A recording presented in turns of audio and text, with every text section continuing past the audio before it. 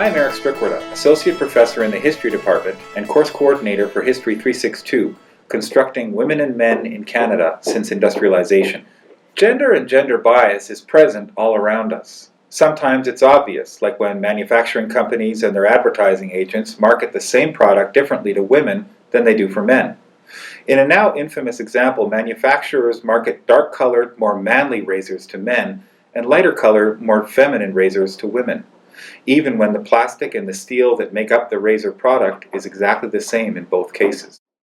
Sometimes consumer product vendors take this a step further and introduce a so-called pink tax by selling exactly the same product to both men and women, but charge women a higher price. For most of us, our sex is biologically determined at birth. Most of us are born with either female or male chromosomes, genitalia, and hormones. All of these features together, broadly speaking, contribute to the reproductive capacity of a human body. We call people who produce sperm males and people who produce eggs females. Our gender, by contrast, is socially and culturally constructed.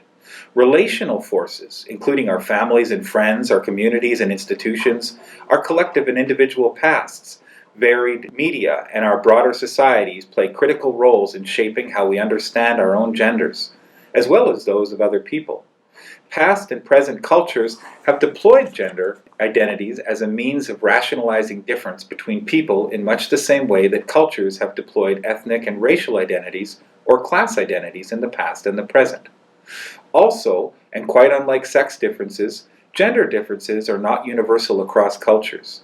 They are not, in other words, essential categories.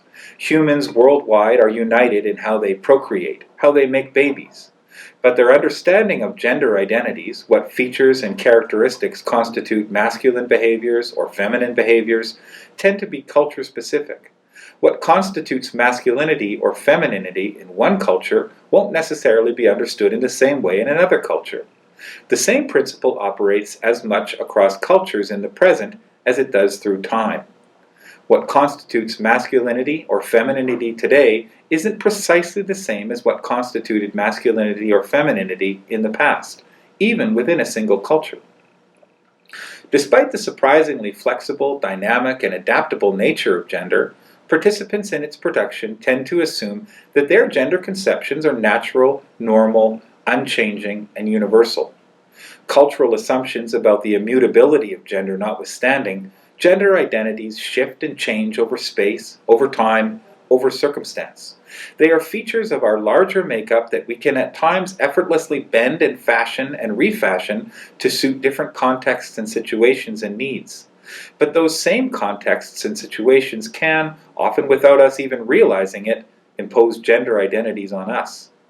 Constructing Women and Men in Canada, a history since industrialization, explores the ways social, political, economic, cultural, and environmental forces have contributed to the gendering of women and men in Canada from the onset of industrialization, in the 19th century to the present. It considers the dynamics behind the construction of different masculinities and femininities at different moments in Canada's past, and shows how these constructions have created, enforced, and reinforce particular ways of imagining the opportunities and limitations afforded women and men in Canadian society. It also shows how women and men in Canada have challenged these constructions, and in the process, fashioned wholly different conceptions of gendered roles for their own ends.